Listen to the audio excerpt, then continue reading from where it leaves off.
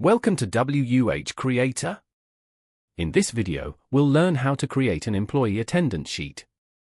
Earlier, we uploaded tutorials on creating student attendance sheets, both monthly and yearly, and also an employee salary sheet, the link to which is available in the description. Now, let's get started with today's lesson. Merge the cells from A1 to C1 and type employee attendance. Next, merge the cells in A3 and B3 and then merge the cells in A5 and B5. Now, select cells A3 and B3. Then create a new sheet. And add a list of all 12 months.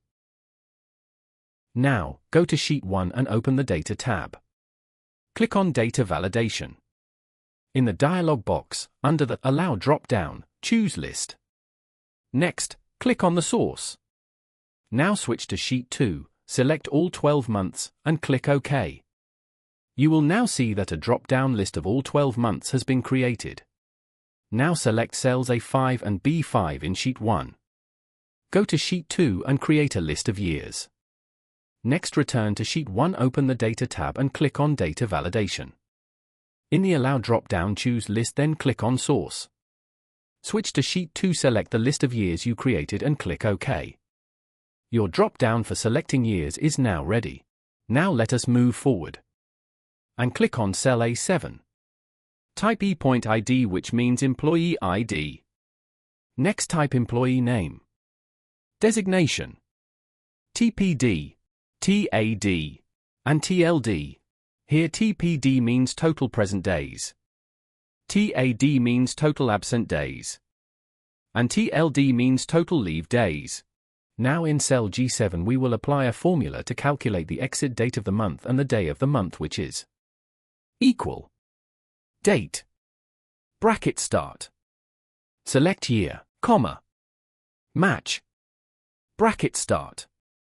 Now select months, comma. Now go to the Sheet 2 and select all the list of months, comma. Now select exact match, bracket close, comma 1. Bracket close. The second formula will be applied in cell H7 to calculate the second date of the month. Once we apply the formulas, we will understand the purpose and the reason for using them. The formula is equal if bracket start, select the first date less than EO month. Bracket start, select first date, comma 0, bracket close. Comma, select the first date plus 1. Comma, double quotes, bracket close. Now press Enter. The date is currently in numbers. Select the cell. Go to the Home tab. And under Number, open the drop-down and select Date. Now the cell is formatted as a date. Now the cell shows the full date including month, day, and year. We only want to display the day. Select both cells, right-click, and choose Format Cells. Go to Custom and in the Type field remove YY and MM so that only DD remains. Click OK. You are seeing now it display only day. Now drag the second date down until it reaches 31. Here we have 31 days for the month of January. When we change the month to February, the extra days show an error. To fix this, we need to add a function to the formula. In the second date formula we will add if error. At the beginning of the formula, type if error with an opening bracket. At the end of the formula, insert a comma followed by double quotes and then close the bracket. Now drag the second date till 31. Now you are seeing that it not showing any error. Here you will know why we use formulas for the first 2 days of date, because we want the attendance record to work automatically. If we enter days manually, it will not update with the month or year and mistakes may occur. With formulas, the correct day names are generated directly from the dates, keeping the sheet accurate and reliable. In cell G6 we will apply a formula to display the days of the month. The formula is equal text bracket start, select first date, comma, type 3 times D in double quotes and bracket close. Now press Enter. Drag the formula till 31 days. It's done. Now select the attendance area. Go to the Home tab and open the Format command. From the drop-down list, choose column width. Set the value to 4. And click OK. Now let us adjust the left side column width manually. Now select the cells in the interface. Go to the Alignment section in the Home tab and choose Center for horizontal alignment and Middle for vertical alignment. This will ensure that all data is neatly centered in the cells. Now let us enter the employee data into the sheet.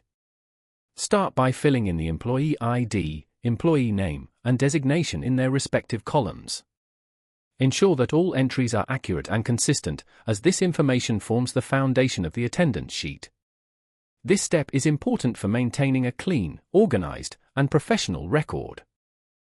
Now we will create a dynamic outline for the attendance area.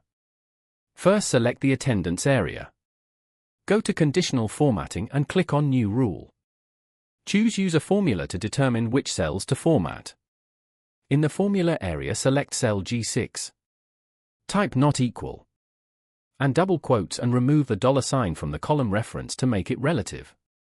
Click on Format. Go to Border. Select Outline.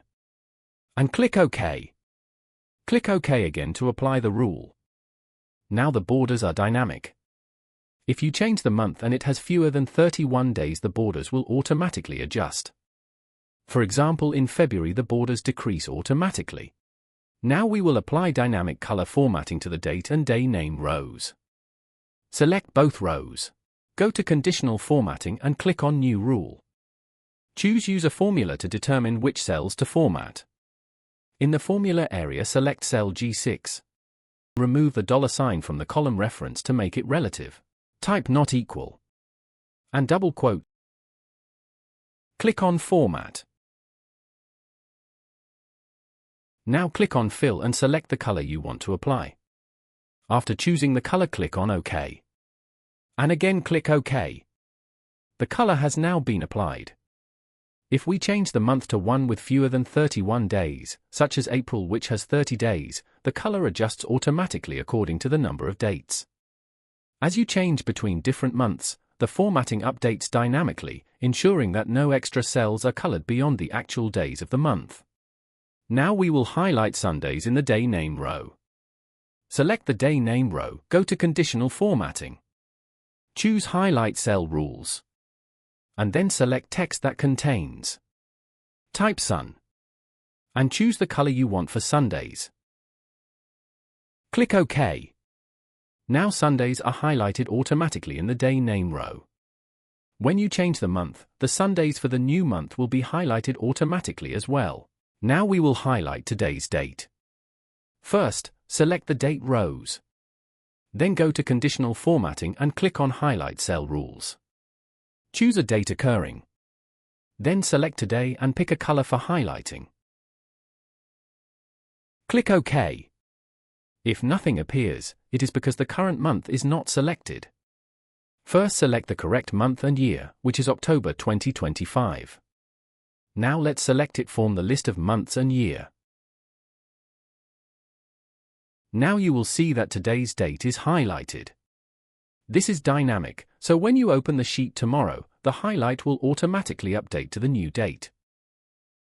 Now we will highlight the entire column for Sundays, as Sundays are off days and attendance should not be recorded. First, select the entire attendance area.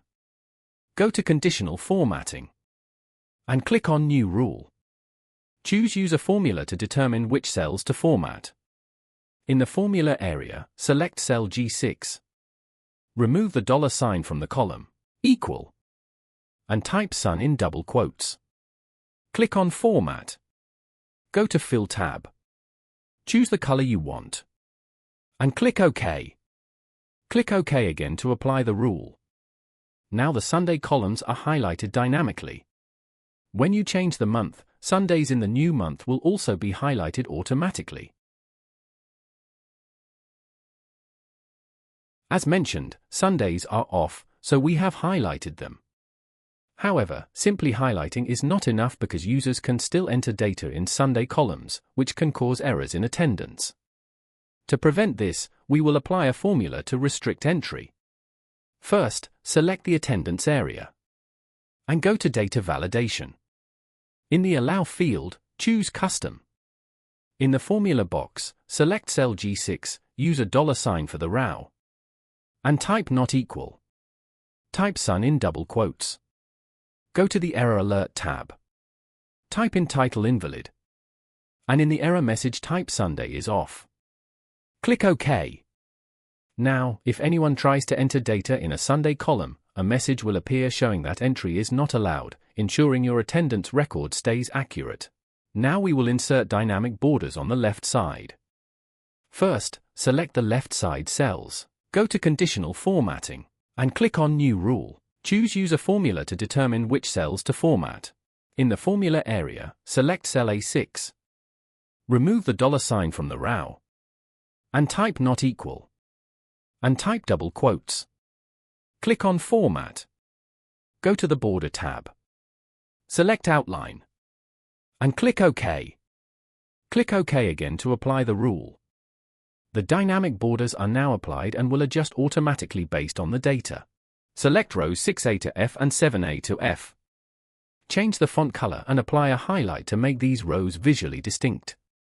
This will help emphasize the headers and improve the readability of the attendance sheet. Select cells A7 to F7 and apply bold formatting. This will emphasize the header row and make it easier to read. Apply borders to the employee attendance header, as well as to the year list and month list. This ensures all key sections of the sheet are clearly defined and visually organized. Apply color formatting to the employee attendance header, as well as to the year list and month list. This will make these key sections visually distinct and easy to identify.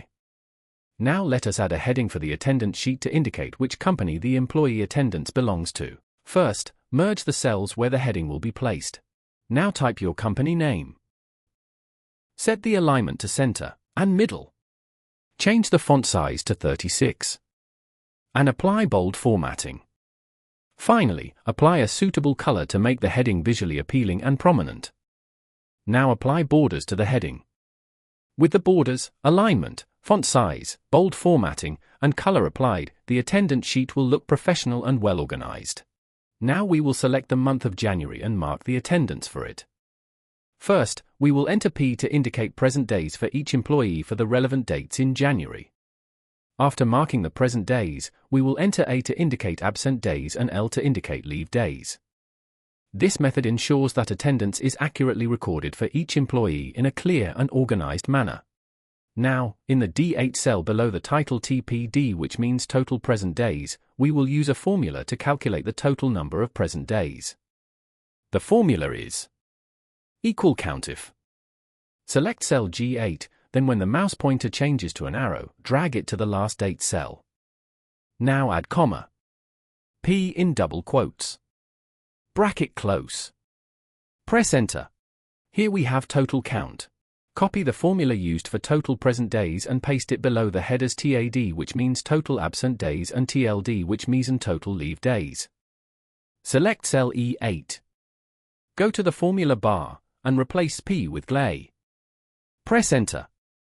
This will calculate the total absent days for the employee. Select cell F8. Go to the formula bar and replace P with L. Press enter. This will calculate the total leave days for the employee. Now select cells D8, E8, and F8 and drag them down to calculate the totals for all other employees. This will automatically apply the formulas to each row, ensuring accurate tracking of present, absent, and leave days for everyone. In the attendance interface, any changes made in the attendance area will automatically reflect on the left side columns. See as Bring Changes it appears.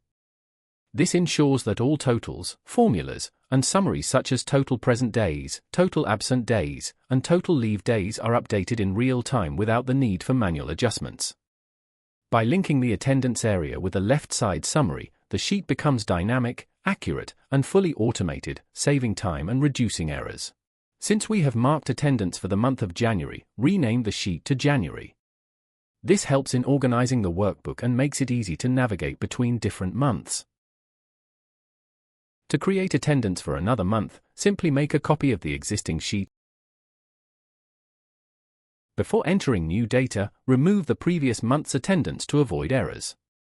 After clearing the previous records, select the desired month from the month list to begin marking attendance for the new month, and rename it according to the month you want to mark attendance for. Using the same process, you can create copies of the attendance sheet and mark attendance for different months. This method can be applied for the entire year, allowing you to maintain a complete and organized attendance record for all employees. By following this approach, the sheet remains dynamic, accurate, and fully automated, saving time and minimizing errors. That brings us to the end of our video. We hope you found this tutorial informative, practical, and helpful for managing employee attendance efficiently. Thank you for watching this video. If you found it helpful and learned something new, make sure to give it a like and share it with others. Do not forget to subscribe to the channel and press the bell icon so you never miss any of our upcoming tutorials. Your support motivates us to keep creating more informative content for you.